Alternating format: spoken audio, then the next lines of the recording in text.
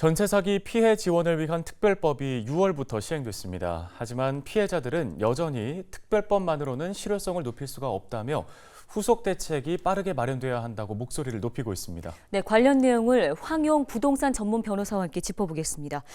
변호사님, 전세 사기, 전세 보증 사고 소식이 연일 쏟아지고 있습니다. 최근에 전세 보증 사고 유형과 현황은 어떻게 됩니까? 전세 사기 사건은 다양한 유형들이 있는데 대표적 유형 세 가지를 정리하면 다음과 같습니다.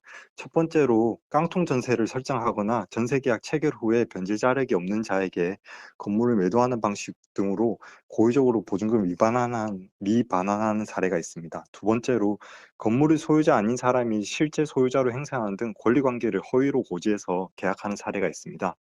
마지막으로 임차인의 대항력이 전입신고 다음날 발생한 점을 악용해서 그 전에 선순위 근저당권을 설정해서 전세권자의 우선 변제권을 침해하는 사례가 있습니다. 현황과 관련해서는 지난달 국회 기획재정위원회 소속 양경숙 의원이 허그로부터 받은 전세보증금 반환 사고 현황에 따르면 올해 1분기 보증사고 금액은 약 7,900억 원으로 분기 기준 역대 최대를 기록했다고 확인되고 있습니다. 특히 다가구 주택 보증사고 규모는 2020년과 2021년까지도 각각 50억 원대였는데 역전세난과 전세 사기 피해가 본격화된 작년에는 6,600억 원으로 급증했었고 올해 1분기에는 벌써 작년 전체의 58%에 달하는 보증사고가 난 것으로 확인되고 있습니다. 네, 지역의 사례를 좀 살펴보면 보증금 반환 소송을 제기해서 승소를 했는데 집주인이 구속이 됐다고 합니다. 이렇게 되면 보증금을 받을 길이 전혀 없게 되는 건가요?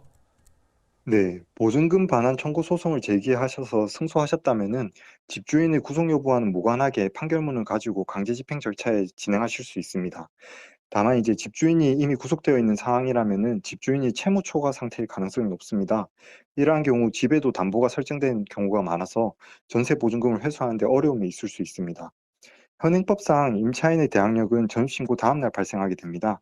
임차인의 대항력이 발생하기 이전에 가등기가 설정되고 이후 이제 가등기권자가 본등기를 신청하는 경우에는 가등기권자는 순위 보존적 효력에 의해 가지고 전세계약 체결 이전에 소유권을 취득한 것으로 봅니다.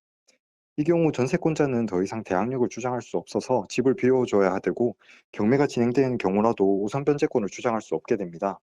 가등기가 설정되는 경우에 따로 세입자에게 연락이 가지 않기 때문에 가등기는 이제 다만 이제 부동산 등기부에 기입될 수 있습니다. 부동산 등기부를 이제 전세 계약 설정 이후 전후로 반드시 확인하시는 것이 필요하실 것 같습니다.